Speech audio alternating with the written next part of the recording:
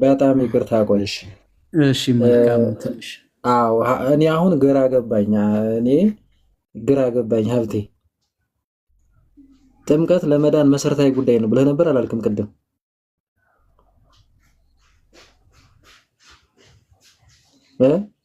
ሀብቴ እንትን እያልን ወደኋላ እየተመለስን ነው። ጨረስን ነው። ጥምቀት ለመዳን መሰረታዊ ጉዳይ ነው ብለሃል አይደል? አንድ ይመልስ ነው ቶሎ። እኔ እኮ እንዲህ አይነት ጉንጭ አልፋ ክርክር ነው። እምነት ነው በቃ ነው።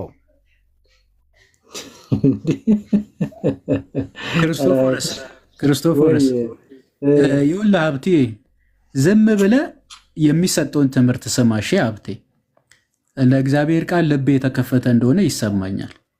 የሆነች ግን የተደበላለቀች ነገር አለች በነገር ላይ። ይሄ ደግሞ እንዳልከው ገና በመረዳት ውስጥ ነው ያለው። የትም ቦታ አይደለውም ስትል ልክ ያው የማዕበል ላይ ምንድን ነው የሚባለው እንደዛ እየተገፋ ነው ልቤ ከዚህ ከዛ እየዋለለ ነው። ኤኒዌይ ጥምቀት ላይ ትኩረት ከምታደርጉ ዋናው መዳን ሰው የሚያስፈልገው መዳን ነው። መዳን ላይ ትኩረት አድርጉ፣ እምነት ላይ ትኩረት አድርጉ፣ ቅዱስ መሆን ላይ ትኩረት ጠየቅኩ። ይኸውልህ ሀብቴ ጠየቅኩ። አንዴ ስማኝ። ማሳመን ላይ ብቻ ትኩረት አታርጉ። እንዴት ሰው ይድናል የሚለው ላይ በጣም ይገርማል እኮ። ለምንድን ነው ግን እንደዚህ የምንሆነው ወገን? ይህ እኮ ጥሩ አይደለም እንዴ። ልባችንን እንክፈት እንጂ። አንዳንድ ጊዜ እኮ እነ ሐዋርያ ቅዱስ ጳውሎስ ሕይወታቸውን ብትመለከቱ የሚሰሙት እኮ በደንብ ነው የሚረዱት። ከዛም በኋላ ነው የሆነ ነገር እኮ መልስ ለመስጠትም ኦኬ መረዳት መቻል አለብህ። አንድ ነገር ዝም ብላ አትናገርም እኮ ሰው። ከዛ የተነሳ አንዳንድ ግን ብንደማመጥ፣ ማዳመጥ ይላል መጽሐፍ ቅዱስ የአውራ በግን ስብ ከማቅረብ ይበልጣል ብሎ ብንለምድ በጣም ጥሩ። መጀመሪያ ጥምቀትና እምነት አይለያዩም፣ ሁለቱም ለድነት ናቸው ብሎ እንደውም መካነ ኢየሱስን ጠቅሶ ነበረ። መካነ ኢየሱስ ማለት በምስጢራት በኩል ያው የሚፈጽሙ አካላት ካህናት ባይኖራትም እንኳን ኦፍኮርስ ወደኛ በጣም ነው የሚሳበው። አይታችኋል። ያለ ምስጢራተ ቤተክርስቲያን ድህነት የለም። እንደውም ምስጢራተ ቤተክርስቲያን ለድህነት አይደለም የሚሉትን ታወግዛቸዋለች። 100 ሺህ አጋንንት የሚል ስታስቀምጥ እመለከታለሁ። እንደውም ብዙ የእምነት መግለጫዎቻቸውንም ስትመለከቱ የነ ቡክ ኦፍ ኮንኮርድ የማርቲን ሉተር ስራዎችን ብትመለከቱ እምነትም ጥምቀትም ቁርባንም ለዘላለም ሕይወት እንደሆነ አስቀምጧል። አሁን ደግሞ ወዴት ሄደ? ወደ መሰረተ ክርስቶስ ሄደ።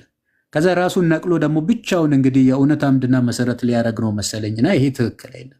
መጽሐፍ ቅዱስ ብቻ ሳይሆን ትርጉም በእኔ ብቻ ወደ ማለት ስለሚመጡ ማለት ነው። ከዛም ሆነ ከዚህ ግን ይህንን ሌላ ሰው አለ የሚገባ ሌላ ከፕሮቴስታንት ላይ መምህር ዘላለም ሰላም ብያለሁ። በመጀመሪያ እንዲህ ያሉ ሰዎች በነገራችን ላይ አሁን ማምታታት ነው የያዘ ወይ ሰዓት ለመግደል ነው እንጂ ውሸቱን ነው። በጣም እንደዚህ ያሉ ሰዎች ንጹህ ጴንጤ ማደል የተምታታበት ሰው ነው ማለት ነው። አውቆ ነው የሚያታልለው። ሰላም ነው መልካም ሰው መስሎ ቀርቦ ግን ሰዓት ገዳይ እንደው ሰዎች እንዳይማሩ የማድረግ ዓላማ ያለ ይመስለኛል። አሁን ቅድም እንዳንተለቀ መለካ እየነሳለ ከዚያ ደግሞ እንደገና ወደ መሰረተ ክርስቶስ እንደገና በጥምቀት አለ እንደገና ደግሞ ጭራሽ ሙሉ ለሙሉ ድምድም አድርጎ ካደው እንደገና ደግሞ እና ከእንደኛ ያለ ሰዎች እግዚአብሔር ያድነን እንጂ ጉንጭ አልፋ ክርክር ነው። እንኳን በጊዜ አወረዳችሁት እኔ አወርዱት ለማለት ነበር እንደውም ያሰብኩት። ጥሩዋን ያደረጋችሁት በርቱልኝ ለማለት ነው። እንዲህ ያለ ሰው ጥሩ አይደለም።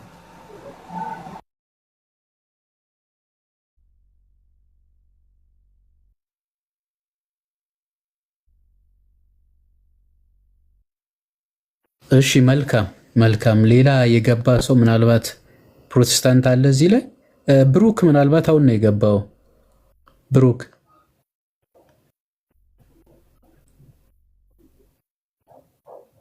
ይቅርታ፣ እኔ ኦርቶዶክስ ነኝ። ይቅርታ መምህሮች፣ ሰላም ዋላችሁ? እንዴት አመሻችሁ?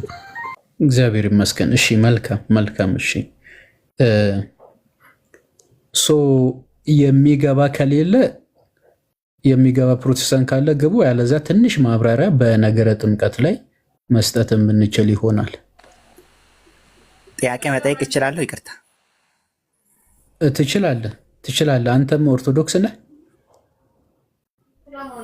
አይደለም። የወንጌል አማኞች ነን።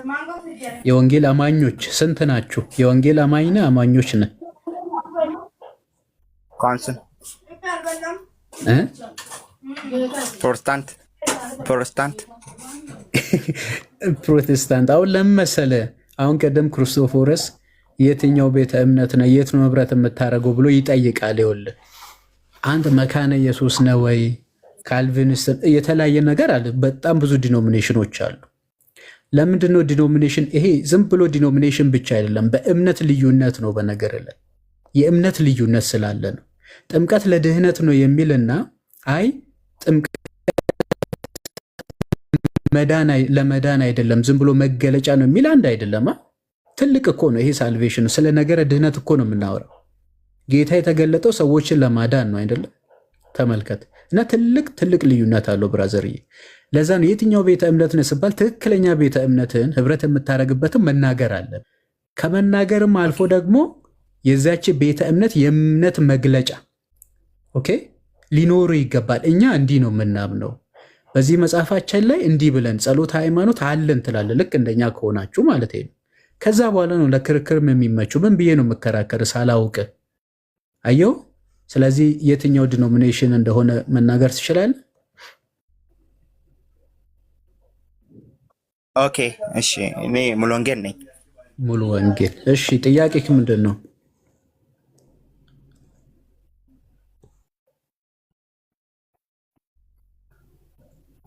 ምንቴ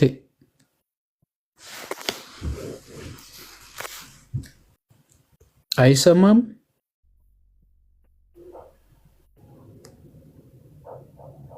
ምንቴ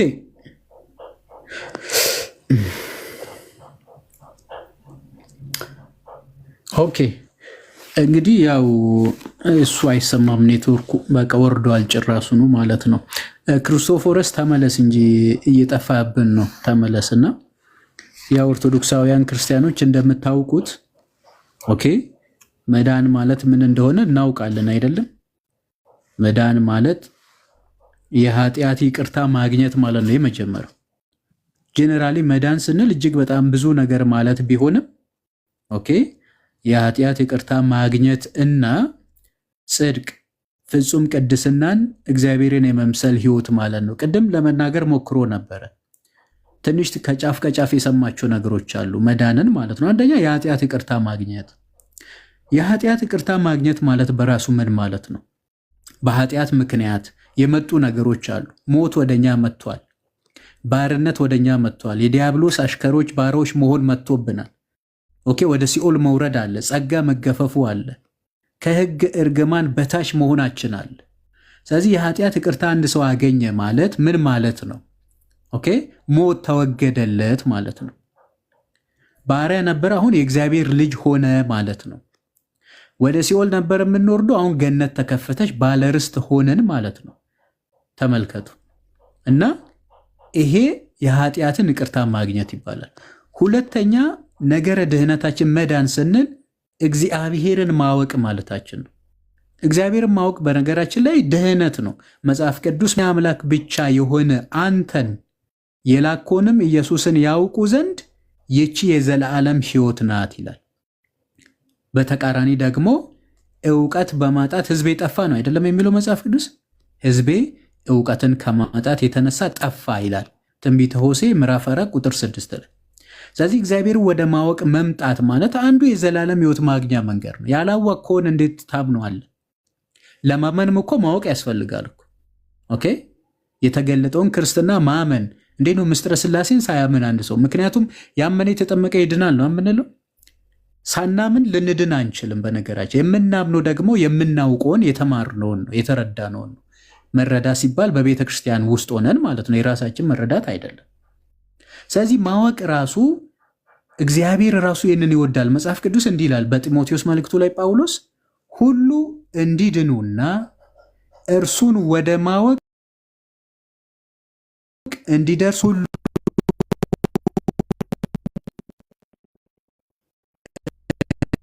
እግዚአብሔር ይወዳል ይላል። ስለዚህ ድህነት ማለት እግዚአብሔርን ማወቅ ማለት ነው። ይሄ ሁለተኛ ነው። ሶስተኛ ደግሞ ሪጄኔሬት ማድረግ ዳግም መወለድ። በክርስቶስ ኢየሱስ አዲስ ፍጥረት መሆን ማለት ነው። አዲስ ፍጥራዊ አስተሳሰብን ማስወገድ፣ ክፋትን አዲስ ልቦና፣ በጎ ህሊና ማግኘት፣ ይሄ መታደስ የሚባለው ማለት ነው። ተመልከቱ፣ ከኃጢአት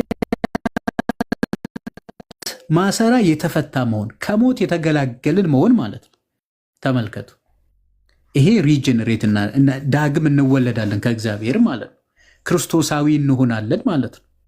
አራተኛ ቅድም ልጁ ነፍስ እንዲህ ቅድስት እግዚአብሔር ምናምን ብሎ ግራ ሲገባው ነበር። ይሄ ቴዎሲስ የምንለው በእኛ ቤተክርስቲያን ቴዎሲስ፣ ኦኬ፣ ስሩ ሄኖሲስ። ሄኖሲስ ማለት ከእግዚአብሔር ጋር መኖር ሲሆን ቴዎሲስ ማለት እግዚአብሔርን መምሰል ማለት ነው። የተጠራ ነውም ለዛ ነው። ክርስቲያኖች አንድ የመጽሐፍ ቅዱስ ክፍል ላንብብላችሁ፣ በጣም ደስ የሚል ማለት ነው። እግዚአብሔርን መምሰል የተጠራንበት ትልቁ ጥሪ እሱ ነው። ሁለተኛ ቆሮንቶስ ምዕራፍ 3 ላይ ላንብብላችሁ ቁጥር 18 አካባቢ ማለት ነው። ሁለተኛ ቆሮንቶስ ምዕራፍ 3 ላይ ምን ይላል? የጌታ መንፈስ ባለበት በዛ አርነት አለ። ከቁጥር 17 ጀምሮ የጌታ መንፈስ ባለበት በዛ ደግሞ አርነት አለ። እኛ ሁላችን ይላል በመጋረጃ በማይከደን ፊት፣ እኛ ሁላችን ነው ያለው፣ በመጋረጃ በማይከደን ፊት የጌታን ክብር እንደ መስታወት እያብለጨለጭን መንፈስ ከሚሆን ጌታ እንደሚደረግ ያን መልክ እንመስል ዘንድ ከክብር ወደ ክብር እንለወጣለን ይላል። ከክብር ወደ ክብር ማንን ለመምሰል? ክርስቶስን ለመምሰል። ልክ ጳውሎስ አንደኛ ቆሮንቶስ 11 ላይ ምን አለ? እኔ ክርስቶስን እንደምመስል እናንተ ደግሞ። መጨረሻው ጥግ ምን ማለት ነው? ክርስቶስን መምሰል ማለት ነው። ኦኬ፣ ክርስቶስን መምሰል ማለት ነው። እና ይሄ ጉዞ ነው፣ ሂደት ነው፣ የሚያቋርጥ አይደለም። ኦኬ፣ ስለዚህ ይሄንን ነበር ሲናገር የነበረው። ይሄ መምሰል ህይወት፣ አባቶችም ይሄንን ነው የሚናገሩት። እኛ እርሱን እንመስል ዘንድ እርሱ ወደኛ ወረደ ነው አይደል የሚለው መጽሐፍ። ቅዱስ ባሲሎስም የጸጋ አምላክ ለመሆን የተጠራውኝ ፍጡር ነኝ ነው የሚለው። የጸጋ አምላክ ለመሆን የተጠራውኝ ፍጡር ነኝ ይላል። ይህንም ጴጥሮስ ደግሞለታል። በነገራችን ላይ ከየትም መጥቶ አይደለም፣ ከመለኮታዊ ባህሪ ትካፈሉ ዘንድ ነው የተጠራችሁ ብሎ የነገረን ማለት ነው። ኦኬ። እና ከዚህ የተነሳ ድህነትን በአራት መሰረታዊ ነገር ከፍለ ብዙ ነው። በነገራችን ላይ እንዲህ ነው እንዳኑ ተብሎ የሚተነተን አይደለም። ምክንያቱም የተሰጠን ጸጋ ስፍር ቁጥር ስለሌለው ማለት ነው። የተሰጠን ጸጋ፣ ምክንያቱም መጽሐፍ ቅዱስ ስለማይነገር የጸጋ ስጦታ እግዚአብሔር ይመስገን ነው የሚለው። የጸጋውን ስጦታ መናገር አትችሉም፣ መተንተን አትችሉም። ኢቭን ሰላሙ ምን ይላል? በዚህ በፊልጵስዩስ መልእክቱ ላይ ህሊናን የሚያልፍ የእግዚአብሔር ሰላም ነው የሚለው። ህሊናን የሚያልፍ የእግዚአብሔር ሰላም። ህሊናን የሚያልፍ ከሆነ በምንድን ነው ኤክስፕላኔሽን የምትሰጠው?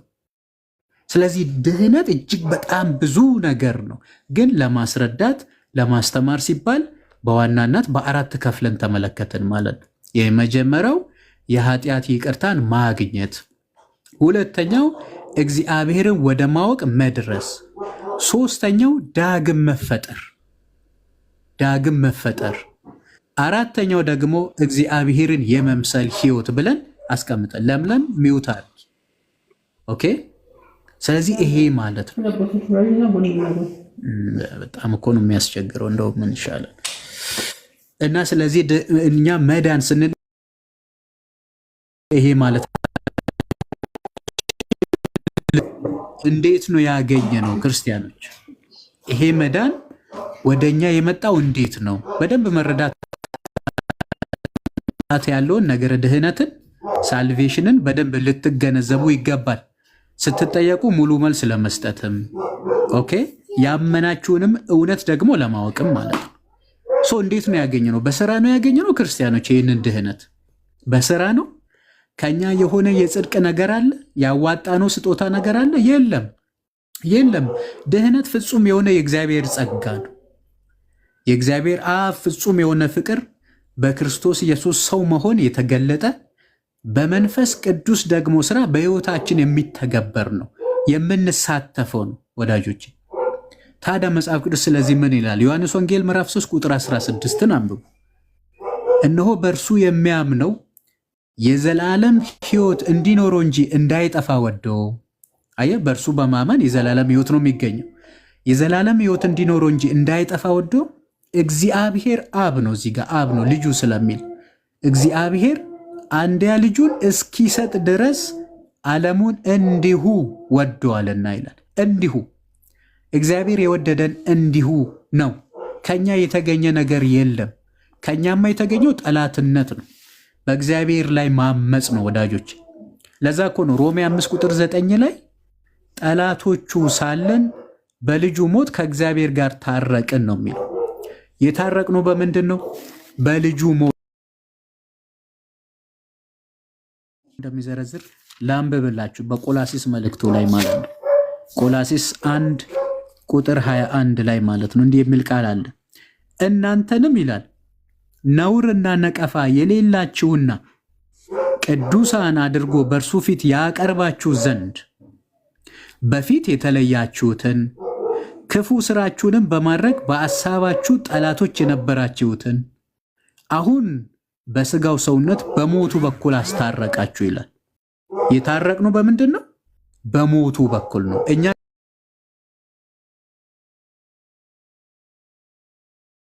የምናረቀን ያለ ነውር ያለ ነቀፋ በእርሱ ፊት ምን እንድንሆን? ቅዱሳን እንድንሆን፣ ንጹሐን እንድንሆን ነው። ይህ ታዲያ ከስራ ነው እንዴ? ኦኬ፣ ከስራ አይደለም። ከስራ ለመኖሩ ራሱ ምን ይላል? ቲቶ ምዕራፍ 3 ላይ ቲቶ ምዕራፍ 3 ቁጥር 3-5 ላይ እግዚአብሔር በምህረቱ ባለጠጋ ስለሆነ ከወደደን ከትልቅ ፍቅሩ የተነሳ ምን አደረገን? ለአዲስ ልደት በሚሆን መታጠብና በመንፈስ ቅዱስ መታደስ አዳነን እንጂ በጽድቅ ስለነበረ ስራችን አይደለም ይላል። የዳኑ በጽድቅ ስለነበረ ስራችን አይደለም።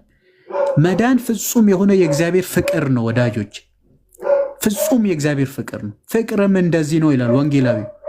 ፍቅርም እንደዚህ ነው እግዚአብሔር እኛን እንደወደደን ልጁንም የዓለም መድኃኒት አድርጎ እንደሰጠን እንጂ እኛ እርሱን እንደወደድ ነው በጽድቅም ስለነበሩ አይደለም ብሎ አስቀምጧል። ተመልከቱ እንግዲህ መዳን ስንል ቅድም 4 መሰረታዊ ነገርን አስቀምጥን። መዳን ፍጹም የሆነ ዘላለማዊ የእግዚአብሔር ምሕረት የተገለጠበት ማዕከሉ ፍቅር እንደሆነ ነገርኳችሁ። ይሄ የተዘጋጀውን መዳን ታዲያ እንዴት ነው ገንዘብ የምናደርገው? አያችሁ፣ በዚህ መዳን ውስጥ ምን አለ? ልጅነት አለ። በነፃነት እንኖር ክርስቶስ ነፃነትን አወጣን ነው የሚለው። አሮጌው ነገር አልፈዋል፣ ሁሉም አዲስ ሆኗል። አዲስ ሆኖ ግን በክርስቶስ ነው። መታደስ አለ፣ ልጅነት አለ። ጸጋችን ተገፎ ነበር፣ ጸጋ መልበስ አለ። የሲኦል ምርኮኞች ነበር፣ ወደ ገነት ወደ ፍቅሩ መንግስት መፍለስ አለ። እነዚህ ሁሉ የእግዚአብሔር ጸጋዎች ናቸው። ተመልከቱ ታዲያ ይሄንን ጸጋ በምን ትመስሉታላችሁ መሰላችሁ? ልክ እንደተዘጋጀ ማዕድ አለ። ማዕድ ታውቃላችሁ አይደለም? ማዕድ ምግብ፣ በጥሩ ሁኔታ የተሰራ ምግብ አለ። እሱ ተዘጋጅቷል። የምግብ መዘጋጀት ብቻውን እናንተን ያጠግባችኋል? አያጠግባችሁም። ኦኬ፣ ለተዘጋጀው ምግብ የከፈላችሁት ብር የለም፣ ያዋጣችሁት ነገር የለም። ማዕዱ ተዘጋጅቷል። ግን ብሉ ተባላችሁ። ምን ማድረግ ነበረባችሁ? አንደኛ ማዕድ መሆኑን፣ የሚበላ መሆኑን፣ የሚጠጣ ነገር መሆኑን ታምናላችሁ፣ ትቀበሉታላችሁ። ምክንያቱም ሳታምኑ አትበሉማ። ሳር ቢሆንስ? ኦኬ፣ አይ ማዕድ ነው፣ ይሄ ሳር አይደለም፣ ይሄ ሌላ ነገር አይደለም፣ ምግብ ነው፣ ምግብነቱን ታምናላችሁ። ከዛስ እጅ መታጠብ የሚባል አለ። ከዛን ጎርሳችሁ ትበላላችሁ። መቼም ፕሮሰሱን ታውቃላችሁ፣ ምንም ችግር የለውም። ከዛ በኋላ ልክ እግዚአብሔር ለሰዎች የሰጠው መዳን እንደተዘጋጀው ማዕድ ብላችሁ ውሰዱት። የእናንተ ድርሻ ደግሞ ያንን ማዕድ ገንዘባችሁ ማድረግ አይደለም። እና የተዘጋጀው ማዕድ ምንድን ነው አልኳችሁ? ልጅነት ነው ብያችኋለሁ። ክርስቶስን መልበስ ነው ብያችኋለሁ። መታደስ ነው ብያችኋለሁ። የእግዚአብሔር መንግስት የተስፋ ቃል ልጆች መሆን ነው ብያችኋለሁ። ይህንን ደግሞ በእምነት በርነት በምስጢራት በኩል ነው የምንሳተፈው እንጂ አይቻልም። ያለ ምስጢራት ድህነት የለም፣ እመኑኝ። ያለ ምስጢራት የዳነ ሰውም የለም መጽሐፍ ቅዱስ። ያለ ምስጢራት መዳንም ደግሞ አይቻልም። እነዚህ ምስጢራት ምንድን ናቸው? አንደኛው ምስጢረ ጥምቀት ይባላል። ሁለተኛ ምስጢረ ሜሮን እንላለን። ሶስተኛ ምስጢረ ቁርባን እንላለን። እነዚህን ሶስቱን የፈጸመ ሰው የዳነ ክርስቲያን ይባላል። የዳነ ክርስቲያን ይባላል። እስኪ ጥምቀት ጥቅሙ ምንድን ነው የሚለውን ትንሽ ነገር ላሳያችሁ። በነገረ ጥምቀት ላይ አንደኛ ጥምቀት በጌታ የተሰበከ ትምህርት ነው። ሁለተኛ ጥምቀት በጌታ ሐዋርያት የተሰበከ ነው። ሶስተኛ በቤተ ክርስቲያን አባቶች በሐዋርያውያን አባቶች የሚታወቅ ነው፣ የተሰበከ ነው። አራተኛ በጉባኤ ደረጃ እንኳን የተቀመጠ ነው። አስቡ። አምስተኛ ደግሞ ጎረቤቶቻችን እንኳን ብንመለከት በነ ማርቲን ሉተር በነ ካልቪኒዝም በእነዚህ ሁሉ የምስጢራት ጥቅም በደንብ ተደርጎ ነው የተቀመጠው። በደንብ ተደርጎ ማለት ነው። ይህን ነገር ማወቅ መቻል አለበት። አራተኛው ጉባኤ ነው። ጉባኤ ኢኮኖሚካል ካውንስል የሚባሉ እነ ኒቅያ እነ ቁስጥንጥንያና በመጨረሻ ላይ ደግሞ ምን አለ? ሶስተኛው ኤፌሶን ጉባኤ የሚባላል። ስለዚህ እኛ በየቀኑ የምንደግመው ጸሎት ሃይማኖት አለ አይደለም? ኦኬ። የሃይማኖት መሰረት ሁሉም በፈጠረ አንድ አምላክ በሚሆን በእግዚአብሔር አብ እናምናለን እያልን 12 አናቴማዎች አሉ። ኦኬ። 11ኛው ምን የሚል ነው? ኃጢአት በሚሰረይባት በአንዲት ጥምቀት እናምናለን። ይሄ የቤተ ክርስቲያን የእምነት መግለጫ ነው። ከዚህ ውጭ የሆነ ከአጋንንት ነው። በቃ ይህንን እመኑ። ይሄንን የማያምን ክርስቲያን ነኝ ሊል አይችልም። ክርስቲያንም ገንዘቡ ሊሆን አይችልም። ምክንያቱም ዓለም አቀፋዊ ጉባኤ ምን አለ? ኃጢአት በሚሰረይባት በአንዲት ጥምቀት እናምናለን የሚል ነው። ይሄ የጉባኤ ነው። ጌታስ ምን አለ? ዮሐንስ ወንጌል ከመሰቀሉ በፊት አስቀድሞ አስተምሯል። ዮሐንስ ወንጌል ምዕራፍ 3 ላይ ሰው ዳግመኛ ከውሃ እና ከመንፈስ ካልተወለደ በቀር የእግዚአብሔርን መንግስት ሊያይም ሊገባም አይችልም አለ። ወዳጆቼ ወራሾች የሚሆኑት ማን ናቸው? ልጆች ከሆናችሁ ወራሾች ናችሁ ይላል ሮሜ 8 ላይ። ልጆች ከሆናችሁ ወራሾች ናችሁ ይላል። ኦኬ። እግዚአብሔር ለወዳጆቹ ያዘጋጃት ዓይን ያላየ ልብ ያላስተዋለ ጆሮ ያልሰማ ከአንደበታችን ከቋንቋ በላይ የሆነች መንግስት ማለት ነው። ሰማያዊት መንግስት።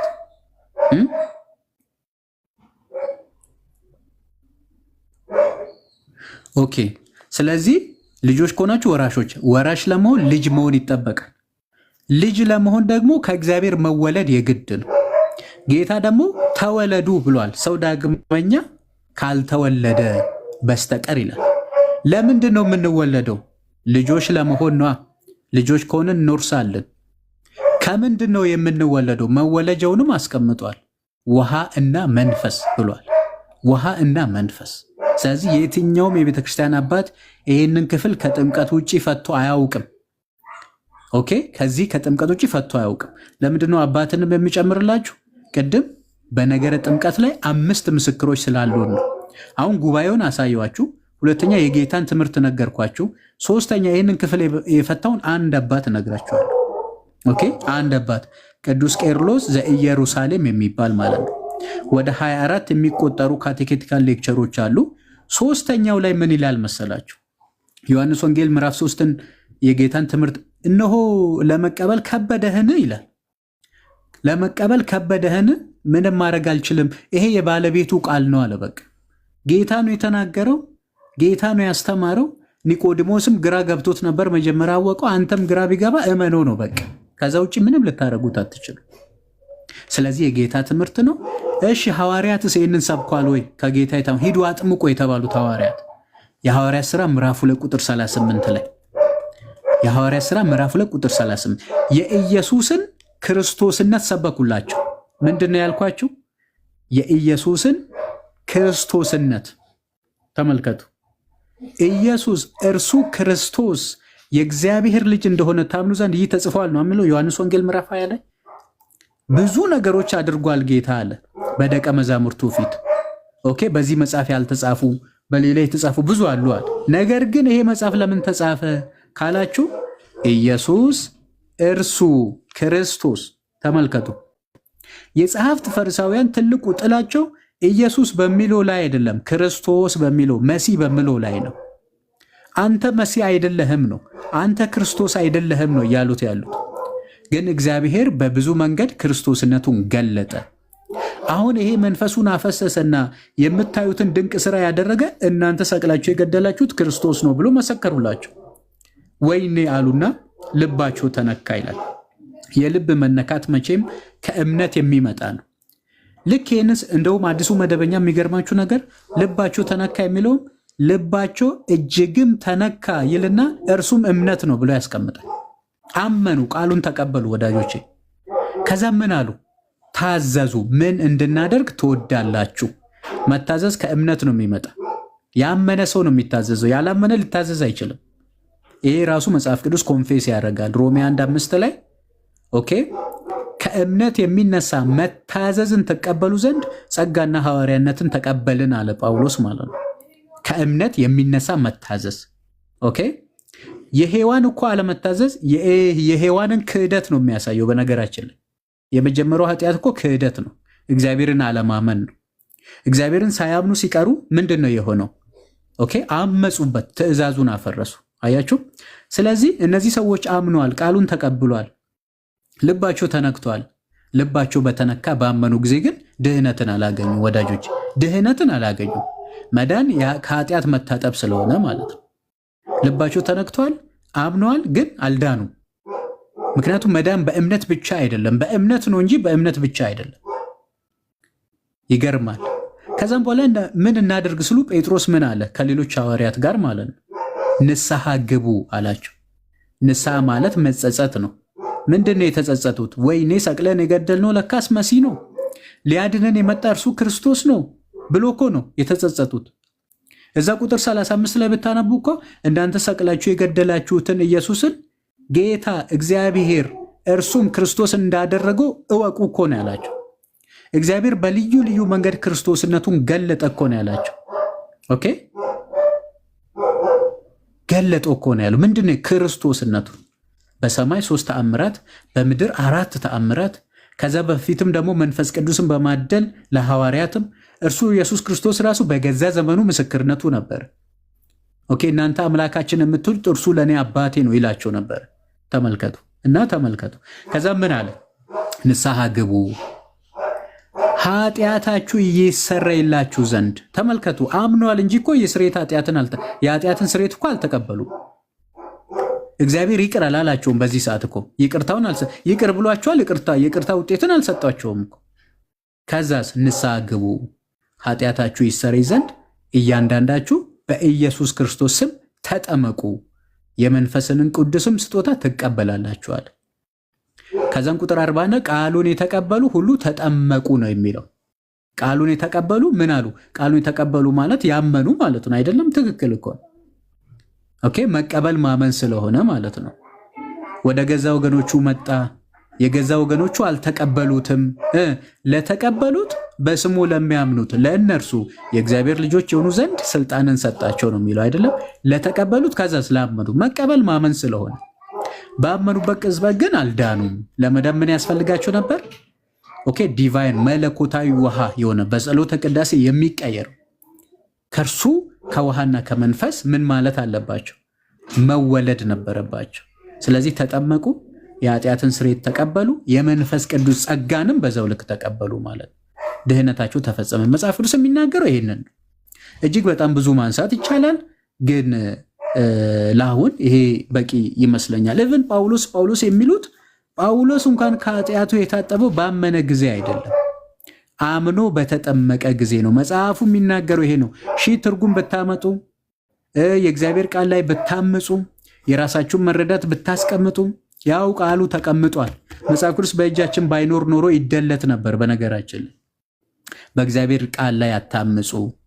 እንደ ነገረ ጥምቀት ደግሞ ቀላል ትምህርት አለ መጽሐፍ ቅዱስ ላይ ለመቀበል ነው እንጂ የከበደው እንደ ምስጢረ ቁርባን ቀላል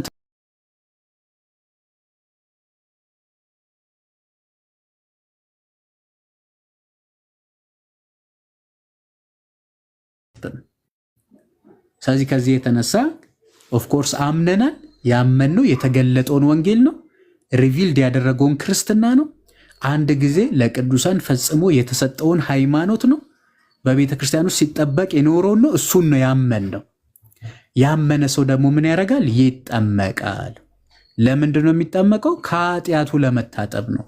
ሰው ከኃጢአቱ ሳይታጠብ ድህነት የሚባል በደረሰበት ሊደርስ አይችልምና ከዚህ የተነሳ እኛ ኦርቶዶክሳውያን እንጠመቃለን።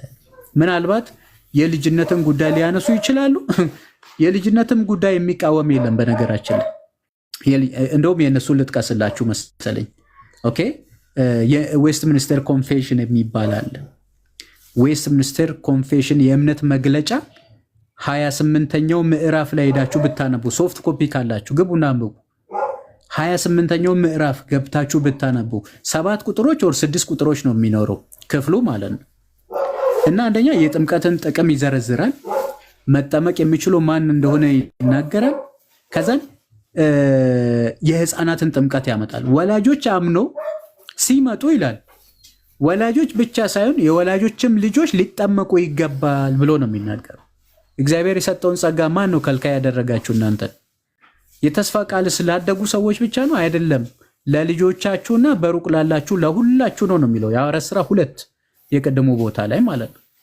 ስለዚህ የኛ እምነት የልጆቻችን እምነት ስለሚሆን እኛ ያመንነው እግዚአብሔር በቂ እግዚአብሔር ስለሆነ ከእግዚአብሔር ከተወለደ በኋላ ስለ ነገር እግዚአብሔር እየሰበክ ነው፣ እያስተማር ነው፣ በጸሎት እየነገር ነው፣ እናሳድገዋለን። ኦኬ። እምነት ደግሞ አንድ ጊዜ ብቻ እንትን የሚያድግ ነው። እምነት በራሱ ሐዋርያት እኮ የጠየቁት ጥያቄ እምነትን ጨምርልን የሚጨምር ነው። እምነት በቃ አምኛለሁ በቃ የሚባል ነገር የለም። ነገር እግዚአብሔር ተተንትኖ አያልቅም። ለዛ ነው የኦርቶዶክስ ቴዎሎጂ አፖፋቲክ ቴዎሎጂ የሚባለው። እግዚአብሔር ኦኬ ዲስክራይብ ጋድ ባይ ኔጌሽን፣ በአሉታዊ መንገድ ነው እግዚአብሔርን የምንገልጠው። በሆነው ነገር ሳልሆን ባልሆነው ነገር ነው የምንገልጠው። እግዚአብሔር ፍቅር ነው። አዎ ፍቅር ነው። ከዛስ ከፍቅርም በላይ ነው።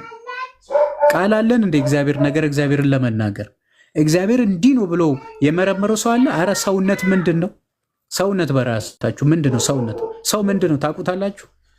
ነፍሳችሁ የት እንዳለች ታውቃታላችሁ? አታውቁም እኮ በነገራችን ላይ እንኳን ነገር እግዚአብሔር ማለት የሰው ባህሪ እንኳን አይመረመርም እንኳን እግዚአብሔር ማለት ነው። እያመንን እምነታችን እውቀታችን እየተጨመረ ነው የሚሄደው። መጽሐፍ ቅዱስ የሚናገረው ይሄ ነው። አንደኛ ጴጥሮስ ምዕራፍ 2 ላይ ጌታ ቸር መሆኑን ቀምሳችሁት እንደሆነ ይላል። ለመዳን በእርሱ እንድታድጉ አሁን እንደተወለዱ ሕፃናት የቃል ወተት ተመኙ ይላል። የእግዚአብሔር ቃል ወተት ነው፣ የጠጣውን ሁሉ የሚያሳድግ ይልቁንም እርሱ ወደ ማወቅ የሚያመጣ ነው። ከምን ጋር ሲሆን? ከጸሎት ጋር፣ ከትህትና ጋር፣ ከመንፈሳዊነት ጋር። ከነዚህ ጋር ካልሆነ ግን እውቀት ራሱ አጥፊ ሆኖ ነው የምናገኘው ማለት ነው። ስለዚህ እንዳንጠፋ እግዚአብሔር ይጠብቀን። ያስተማረን የመከረን የአባቶቻችን አምላክ ስሙ ዛሬም ዘወትርም የተመሰገነ ይሁን። ሃይማኖታችን እንድናውቅ እርሱ ይርዳን። ሃይማኖት መገለጥ ስለሆነ ማለት ነውና ይበቃኛል መሰለኝ። ቃሎትን ያሰማልን፣ ዘላለም መንግሥትን ያወርስልን። መጥቻለሁ አይደል? አሁን እሰማለሁ። በስንት መከራ በስንት ትግል አሁን ሰራ። እኔ ዘረግፋቸዋለሁ ነበር። ካሁን እኮ ፈጠፈጥ ቀን አወዳደቄን ለማሳመር እየተዘጋጀው ነበርና አሁን መጣ። በቃ ሲመልሰኝ እንትን ስል ሲወስደኝ ደግሞ መልሼ ስመጣ ምን ስል አሁን የተስተካከለ ይመስላል። ይቅርታ በጣም ቃሎትን ያሰማልን። የተቋረጠም ቢሆን ሰምቻለሁ የተወሰነ። በጣም ጸዴ ትምህርት ነው። ቤተክርስቲያን እንዲህ ነው የምታስተምረው ወንድሞቻችን። እና የት ሄዱ ገብተው የነበሩት እህት ወንድሞች ካሉ ግን ማስተካከል እችላለሁ ይመስለኛል። ከዚህ በኋላ ባለው ይስተካከላል። የሚገቡ ካሉ አስገቡና እንቀጥል።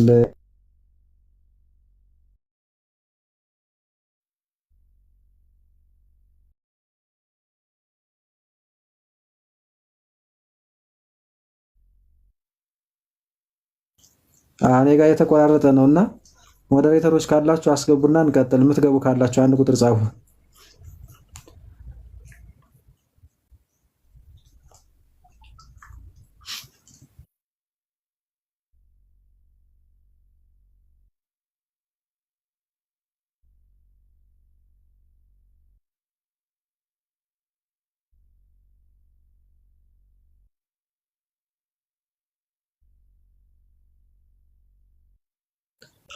እሺ እየተቆራረጥኩ ነው ግን ያለው ይመስለኛል። አስተካክለዋለሁ። ቆይ ሳፋሪኮም ከተሻለ እሱ ጋር እንትንና ሜሪ ሰላም ላንቺ ይሁን። እንዴት አለሽ? ሰላም እንዴት ናችሁ? እግዚአብሔር ይመስገን። ከየት ቤተ እምነት ነሽ እህታችን? ከፕሮቴስታንት ቃልዮት። ኦኬ ፕሮቴስታንት ቃልዮት ነሽ ሜሪ? እንኳን ደህና መጣሽ። ከአሁን በፊት ገብተሽ ነበር እንዴ እኔ ቤት? አይ ያው አንዳንዴ እከታተላለሁ ስማለሁ። ትሰሚያለሽ እንጂ ገብተሽ አታውቂም ገዝታ አይደለ? አዎ ገብቻለሁ። አይ ጥሩ፣ ከተከታተልሽ መልካም ነው። ከህፃንነትሽ ጀምሮ ነው እዛ የነበርሽው ወይስ መሀል ላይ ሄደሽ ነው? አይ ከልጅነት ጀምሮ ነው። ጥሩ እሺ በቃ እና እንዴት ነው ተከታታይ ከነበረ እስቲ ምን ልዩነት አገኘሽበት? አሁን ጥምቀትን ቅዱስ ሥጋና ክቡር ደሙን ሌሎች ነገሮችን በተመለከተ እዚህ ቤት ብዙ ጊዜ እናነሳ ነበር፣ መሀል ላይ ጠፍቼ ነው እንጂ አሁን ደግሞ አልፎ አልፎ ብቅ እያልኩ ነው። በደንብ መጣ ይመስለኛል። እስቲ እንግዲህ እንደ እግዚአብሔር ፈቃድ ከቻልኩ ነገ ጠዋትም ምንም እያልኩ ነገ እንኳን እሑድ ነው ቀጣይ ሰኞ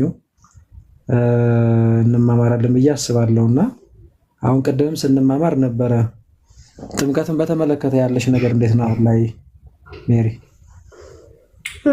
ጥምቀት ያው ሁሌ ማለት እኔ መከታተል ጀመርኩኝ ትንሽ ቆይቻለሁኝ፣ ግን ያው ትንሽ ጥያቄ ነበረብኝ ለዛ ነው እንጂ ጥምቀት እቀበላለሁኝ።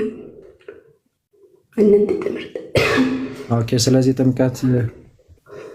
ጥምቀት ለመዳን እንደሆነ ለኃጢአት ስርየት እንደሆነ እንደዚህ ትቀበያለሽ አይደል? እሱን ታምኚዋለሽ? እሷ አምናለሁ። ያው መጽሐፍ ቅዱስ ላይ ስላለ አምናለሁ። ቅዱስ ቁርባንስ ገብቶሻል? አዎ። እሱም የዘላለም ሕይወትን የሚያሰጥ ለመዳን የሚያስፈልገን ለኃጢአት ይቅርታ አስቀድሞም የጌታ ሥጋና ደም እንደሆነ ምናምን ታምኛለሽ አይደል? አምናለሁ። አሁን ያው በፊት አሁን ማለት አሁን እናንተ ጋር ትንሽ የተማርኩኝ ነበር እና ያው እኛ ጋር መታሰቢያ ነው እና መጽሐፍ ቅዱስ ላይ ደግሞ ዘላለም ሕይወት ይሰጣል ስለቀብላለሁ። ጎበስ። ይህ ስራ የሚለው ገብቶሻል? ትእዛዛትን መጠበቅ፣ ፍሬ ማፍራት፣ ክርስቲያናዊ ስራ እንደዛ የሚለው ነገር ገብቶሻል? እምነትና ስራ የሚለውና የክርስቶስ ባህሪ እነሱ ሁለቱ ትንሽ ይርያሌ ነው። የክርስቶስ ባህሪ ማለት ከምን አንጻር ማለት አሁን እናንተ ጋር ሁለት ባህሪ አንድ ባህሪ ሆኖ ሁለት ባህሪ ከሁለት አካል አንድ አካል ከሁለት ባህሪ አንድ ባህሪ ስንል እሱ ነው። እሺ ስራ ላይስ? ስራ ትንሽ አሁን መጀመሪያ ማመን ይቀድማል፣ እምነት ይቀድማል አይደለ? ከዛ በኋላ ነው እከታተላለሁ። ግን ያው ጨምሮ ደስ ይለኛል። አይ ጎበዝ ነሽ፣ ባይዜ ሜሪ በጣም ጎበዝ እህት ነሽ። ፎሎ መልስልሽና በውስጥ ማውራሻለሁ። እሺ ትጽፊልኛለሽ አደራ። ድንገት ኮንታክትሽን ካላገኘሁት አሁንም እንመልስልሻለን።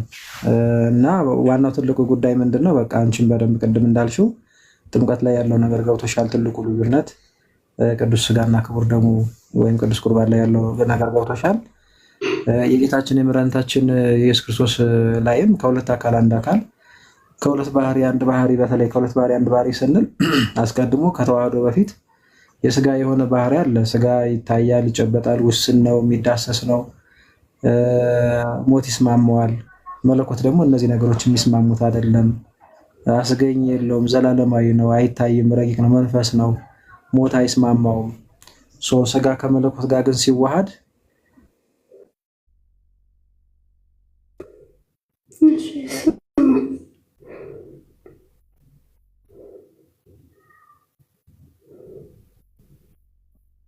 ወደ መለኮት ስጋ ወይም ቃል ሰው ሲሆን ኦኬ ጸጋና እውነትን ተመል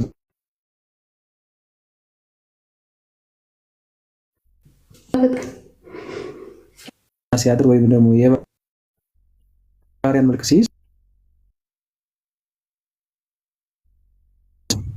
ሰው የመሆን ስሞች ናቸው እነዚህ። ስለዚህ አንድ ኢየሱስ ነው ያለው፣ ሰው የሆነ አምላክ ነው ኢየሱስ። ስለዚህ አሁን ስለ ባህሪም ስናነሳ ከሁለት አካል አንድ አካል ከሁለት ባህሪ አንድ ባህሪ ስንል አካል ያልነው የስጋው ቃል ነው። እንደዚህም ደግሞ ባህሪ ያልነው የስጋው ቃል ነው። አንድ ያልነው የመለኮትን ብቻ አይደለም፣ አንድ ያልነው የስጋን ብቻ አይደለም። አይ ቲንክ ይቆራረጣል መሰለኝ። ይዞላ ቀጥላል። በጣም ይቆራረጣልና ጠፍታል፣ ጭራሽ ጠፍታል። ኦኬ እኔ ትንሽ ነገር ልበልሽ፣ ያው እሱ እየጠፋ ስለሆነ አዎ ቀጥል ዞላ ቀጥል እያልኩ ነበር። ይቆራረጣል። ይቅርታ ነው እንዴ? ሰላም ነበር። አዎ ቀጥል። እሺ እህታችን ሜሪ ይኸውልሽ ምን መሰለሽ ሜሪ፣ አሁን ይሄኛውን ነገር በሂደት አሁን መጨረሻ ላይ የተነሳው እኔም ጠፋው መሰለኝ። ቀይ በር አለው ፉል ኮኔክሽን ጥሩ ነው። አሁን አመጣጥሽ በጣም አሪፍ ይመስለኛል። በጣም አሪፍ ነው። እሱ ነው የሚሻለው። ምኑ ነው የሚሻለው መሰለሽ? እኔ እምነትን ተናግረና እምነት ይኸውልሽ ሜሪ፣ የምታምነው እምነት በጥቅሉ በመጽሐፍ ቅዱስ ላይ የተገለጠውን ምስጢረ ሥላሴን ታምኛለሽ። አብ ወልድ መንፈስ ቅዱስ ከዘላለም የነበሩበትን እሱን አሁን እንግዲህ ቀስ ብለሽ የምትማሪ ይመስል አንድ ትምህርት ሁሉም ትምህርት በአንድ አይሰጥም። ቀስ ብለን ነው የምናድገው። ወተት ላይ ያለው ወተት ይሰጣል። ጥርስ ላበቀለ ደግሞ የሚቆረጠም የሚጋጥ ነገር አጥንት ይሰጣል ነው የሚለው ጳውሎስ ራሱ። እና ቀስ ብለን ብናድግ አይሻልም? ጊዜ ገና ነው፣ ዛሬ ብቻ አይደለም። ዛሬ ግን ላስረዳሽ የምፈልገው ምንድን ነው፣ በነገረ ድህነት ውስጥ እምነት መሰረት ነው። በእምነት በርነት ነው ሰዎች ወደ ምስጢራተ ቤተክርስቲያን የሚመጡት። በእምነት ያለ እምነት በፍጹም አይቻልም። የህፃናትን በተመለከተ እሱ ሌላ ጉዳይ ነው፣ ኤክሴፕሽናል። እሱ ራሱን ችሎ የሚሰጥ ትምህርት አለ ማለት ነው። እና ታምኛለሽ አንቺ የምታምኙ ምንድን ነው? ኢየሱስ ክርስቶስ ከዘላለም መኖሩን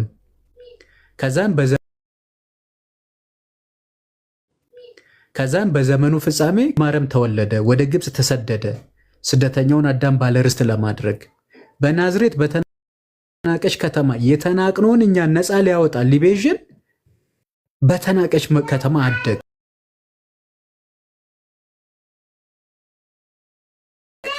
ነው ክብር ሰማን። ምን የሚል የምወደው ልጄ እርሱ ነው፣ እርሱን ስሙት የሚል።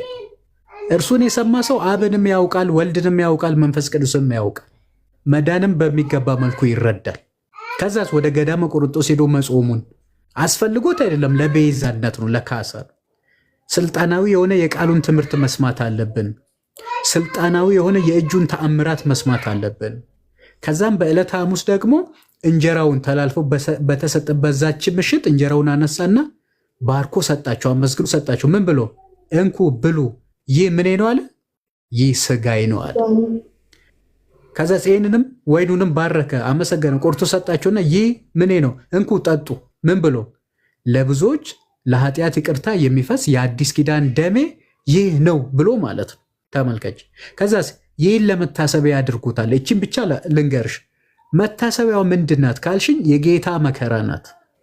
ለሁለተኛ ጊዜ የማይቀበላት አንድ ጊዜ ብቻ የተቀበላት ለእኔና ለአንቺ መዳን በደሙ መፍሰስ በስጋው መቆረስ አይደለም የተቀደስ ነው። እሱ እኮ ነው ያጠበን። ከኃጢአት ያጠበን እኮ ደሙ ነው። የቀደሰን እኮ ስጋው ነው። ስጋና ደም ስናገር ተለያይቶ የሚቀርቡ አይደለም። ኦኬ። ስለዚህ በዛች ምሽት ባርኮ ሰጥቷል። ይሄንን ሁሉ እና ከዛስ በዕለተ ዓርብ ላይ የተቀበለውን መከራ መገረፉን፣ የደም ልብስ መልበሱን፣ ስጋው አልቆ አጥንቱ ብቻ መቅረቱን፣ እጆቹና እግሮቹን ክርስቶፎርስ ይሄ እኔም ትዝታው ነኝ። ቴንኪው። እንደዚህ አይነት ሰዎች መቀዘፍ አለባቸው። ስለዚህ ልቀጥልልሽ። ከዛም በኋላ መገረፉን፣ መቁሰሉን፣ አክሊለ ሦክ መድፋቱን፣ መራራ ሞት መጠጣቱን፣ በራሱ ስልጣን ነፍሱን ለበጎች ብሎ ማኖሩን ዮሐንስ 10 ላይ ምን ይላል መሰለሽ? እውነተኛ መልካም እረኛ እኔ ነኝ፣ ነፍስን ለበጎች ከመስጠት የሚበልጥ ፍቅር ከወዴት አለ አለ። ኦኬ፣ ከወዴት አለ አለ። ስለዚህ ፍቅሩን የገለጠበት በሞት በኩል ስለሆነ ማለት ነው። እና ሞቱ አልቀረም፣ ሞትን ገደለልን፣ ለሚሞት ለእኛነታችን ሕይወትን ሰጠን። መጽሐፍ ቅዱስ እንዲህ ይላል ዕብራውያን 2 ላይ ምን የሚል ቃል አለ? ኦኬ፣ በሞት ላይ ስልጣን ያለውን በሞት እንዲሽር እርሱም ዲያብሎስ ነው ይልና፣ ኦኬ፣ እሺ፣ ቴንኪው፣ እሺ፣ እሱም ዲያብሎስ ነው ይላል። በገዛ ዘመናቸው በሞት ፍርሃት በባርነት ይታሰሩ ለነበሩት ነፃነትን ይሰጣቸው ዘንድ እንዲሁ በስጋና በደም ተካፈለ ይላል። በሞት ፍርሃት በባርነት ይታሰር። እነ ዳዊት እኮ ምን ይሉ ነበር መሰለሽ? ልባችን በውስጣችን ፈሰሰ፣ ጨለማ ሸፈነን፣ እንቅጥቅጥ ወደቀብን። ለዚህ ለሞት ኦኬ እንዳልሰጥ በርሬ አመልጥ ዘንድ እንደ እርግብ ማን ክንፍን በሰጠኝ ይሉ ነበር። ክንፍን ላይ ይጸልይ ነበር። ሞት አስፈሪ ነበር፣ አስጨናቂ ነበር። ነፍስ ከስጋ በመከራ ነበር የሚለየው። ጌታችን ኢየሱስ ክርስቶስ ደረሰልንና ሞትን ለአንድና ለመጨረሻ ጊዜ ከእግራችን በታች ቀጠቀጠልን። በእኛ ነግሶ የነበረውን ሞት በሕይወት ታካልን። የተሻለ ጌታችን ያደረገውን ከዛስ እንደተናገረ ከሙታን መካከል ተነሳ። ምን አለ? ሕያውን ስለምን ከሙታን መካከል ትፈልጉታላችሁ? እነሆ እንደተናገረ ተነስቷል፣ በዚህም የለም ብሎ መሰከሩ። ያ የተነሳ ጌታ ለ40 ቀን ሐዋርያትን ስለ እግዚአብሔር መንግሥት አስተማራቸው። እያዩት ወደ ሰማያት ደግሞ በክብር አረገ። አምላካችን በእልልታ እግዚአብሔር በክብር በመላእክት እጀባ አረገ ነው የሚለው። ከዛ ደመናም ሰውራ ተቀበለች እና ሰማይ ሰማይ ሲያዩ ለነበሩት በጣም እጅግ ለሚወዱት እርሱም ለሚወዳቸው ወንጌልን ላስተማራቸው እርሱ ባደረበት ላደሩ እርሱ በዋልበት ለዋሉ ፈርቶ ብቻቸውን በር ዘግቶ ይንቀጠቀጡ ይፈሩ ለነበሩት እናንተ የገሊላ ሰዎች ስለምን እንደዚህ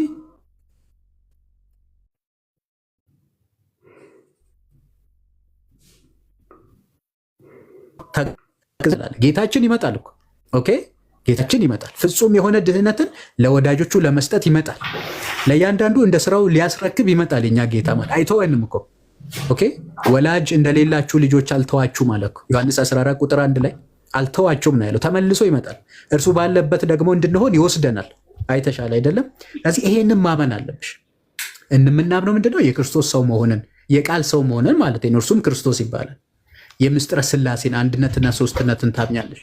ምስጢረ ጥምቀት በጥምቀት የሚገኘውን ጸጋ፣ በቅዱሱ ቁርባን የሚገኘውን ሕይወት አያችሁ። ከዛን ስለ ምስጢረ ትንሣኤ ሞተን አንቀርም፣ በስብሰን አንጠፋም።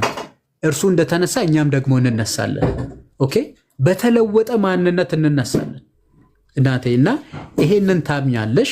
ከዛም በኋላ በምስጢራት በኩል በክርስቶስ ኢየሱስ ደም መፍሰስ፣ ስጋው መቆረስ የተገኘውን ጸጋ ደግሞ ገንዘብሽ ታደርጋለሽ። ያኔ ልጅ ትባያለሽ። ያኔ እግዚአብሔርን አባባ ብለሽ መጮህ ትችያለሽ፣ መጥራት ትችያለሽ። እርሱ አባትሽ፣ አንቺ ልጁ ትሆኛለሽ። ከዛስ ወራሽ ትሆኛለሽ። በክርስቶስ ላሉት ደግሞ አሁን ኩነኔ የለባቸውም የሚል የምስራችሁን ቃል ትሰማያለሽ ማለት ነው። ይሄንን ካመንሽ፣ ይሄንን ከተረዳሽ በኋላ ይሄ የክርስቶስን ባህሪ ኦኬ፣ ሁለት ባህሪ ነው አንድ ባህሪ ነው፣ ሁለት አካል ነው አንድ አካል ነው። ይህ ደግሞ በእድገት ውስጥ በትምህርት ውስጥ ቀስ ብለን የምንማራቸው። ለዛሬ ግን ቢበዛብንም መልካም አይደለም። እውቀት በየጥቂቱ ቢጨመርልን ጥሩ ነው። አሁን ባነሳሁት ላይ በምስጢረ ጥምቀት ላይ፣ በምስጢረ ሜሮን ላይ፣ በምስጢረ ቁርባን ላይ፣ በመዳን ላይ እምነትና ስራ እምነት ወደ ብርሃን ከመጣን በጸጋ እግዚአብሔር ወደ ብርሃን ከመጣን በኋላ የምንመላለስበት ህይወት ነው። ስራ መልካም ስራ ማለት የምንመላለስበት ህይወት ነው። የክርስቶስ የሆኑቱ የዲያብሎስ ከሆኑቱ የሚለዩበት ነው። የክርስቶስ ለመሆን አልሰራንም። የክርስቶስ ከሆን በኋላ እንሰራለን። የምንሰራው ግን ፎርሙላ ለማሟላት አይደለም፣ ዝም ብለን ማለት ነው። ጌታ ሲመጣ እንደምናችን ነው የሚፈርደው? እንደ እምነታችን ሳይሆን እንደ ስራችን መጠን ነው።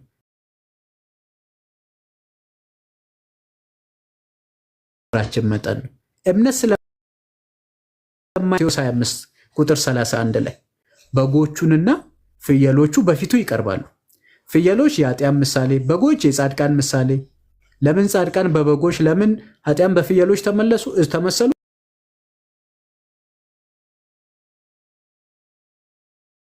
ተመሰሉ?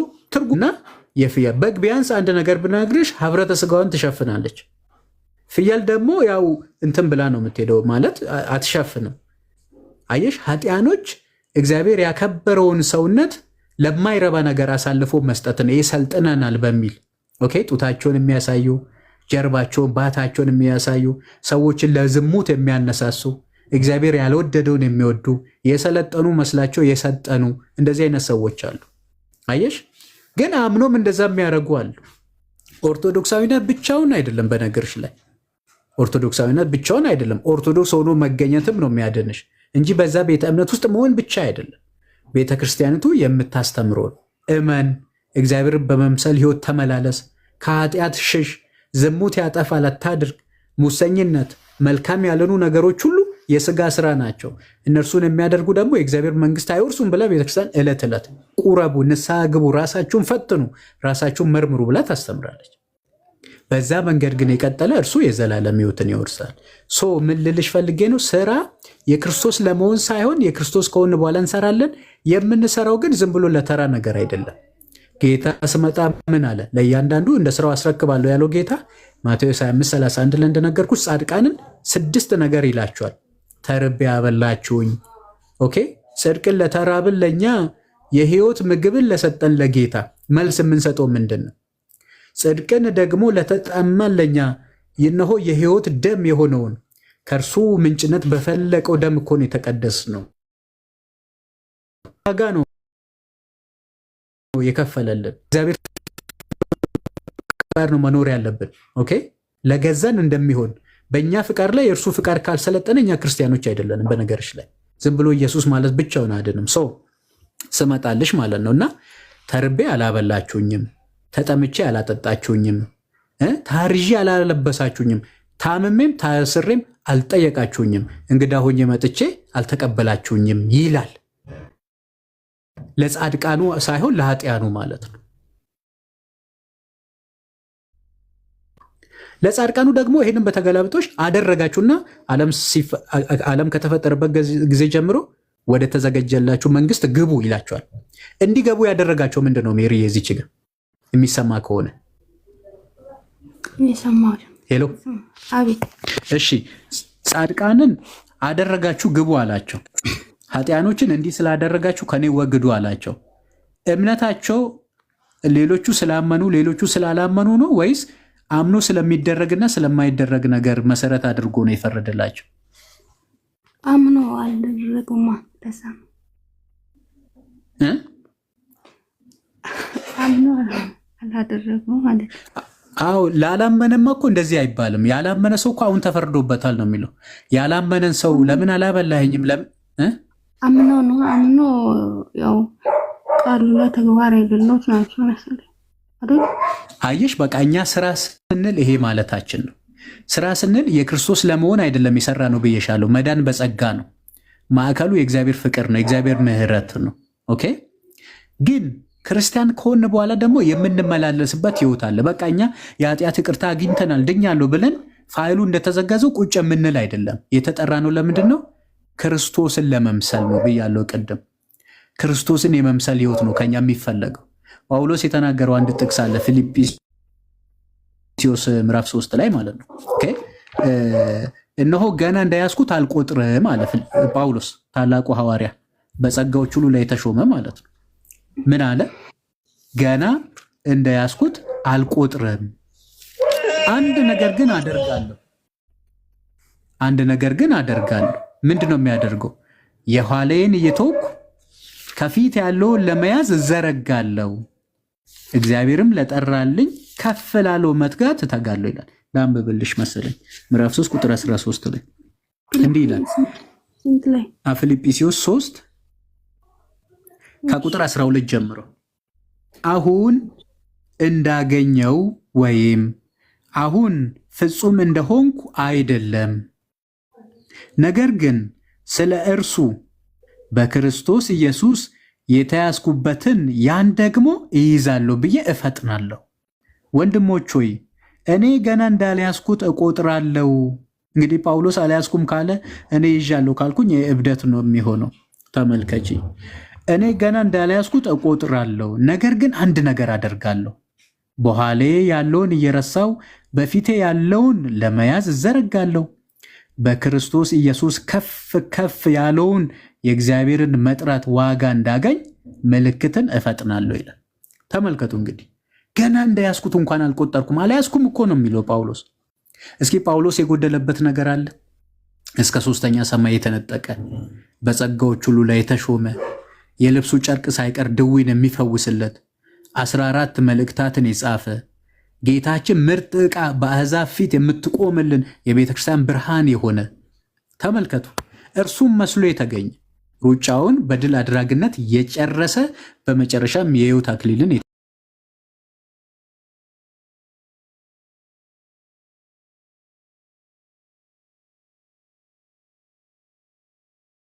ከዚህ የተነሳ ስራው አሁን እዛ ጋር ጥቅም ስላለው ነው። ገብቶሻል? እንደውም እስኪ አንድ ጥያቄ ልጠይቅሽ። የኃጢአት ደሞዝ ምንድን ነው እህቴ? ሞት ነው። የኃጢአት ደሞዝ ሞት ነው አይደለም? መልካም ስራ አውቆ አለማድረግ ኃጢአት እንደሆነ ታውቂያለሽ? አዎ ኃጢአት ነው። ለምሳሌ መልካም ስራ ለራሴ ነው አይደል? ምን አልሽኝ? አዎ መልካም ስራ ለራሴ ነው። ያው አንዴ ክርስቶስ ያመነ ሰው መልካም ስራ መልካም ተግባር መኖር አለበት ብዬ አምናለሁ።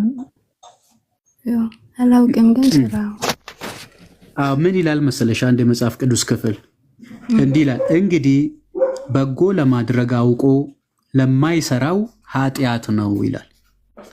በጎ ለማድረግ አውቆ ለማይሰራው ኃጢአት ነው ይላል። የኃጢአት ደሞዝ ምንድን ነው?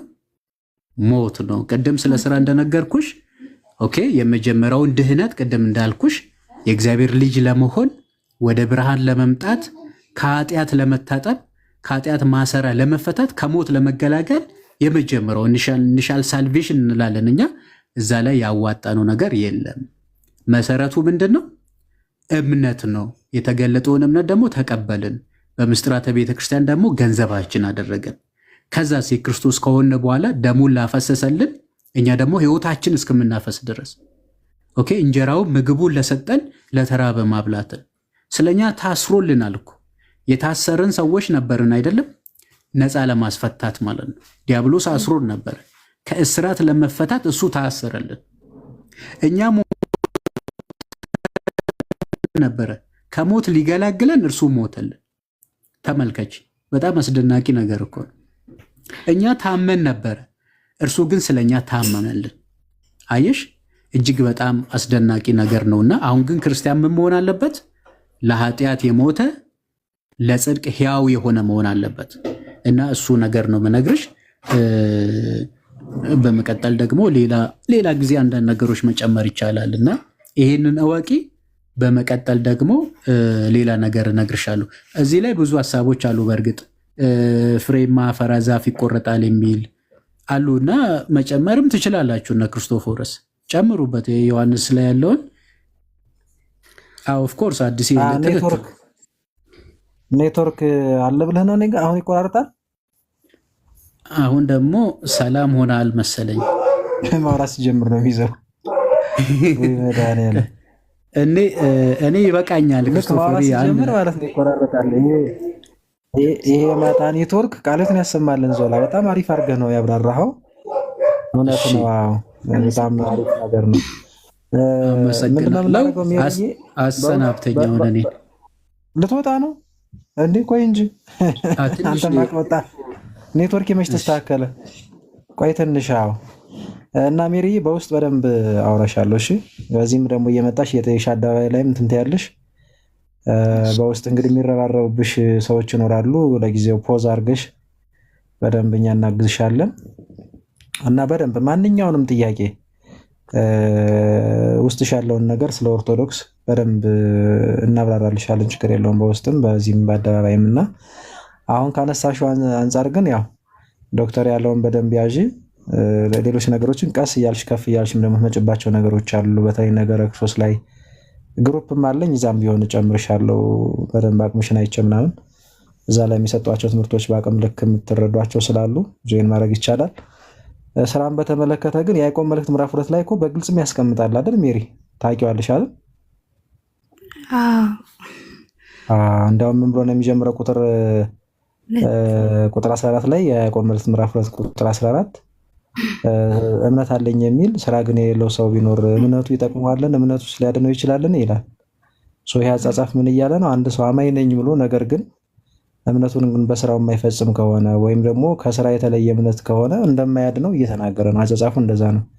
ዝቅ ብሎ ስንመለከት አጋንንት ያምናሉ ይንቀጠቀጡማል።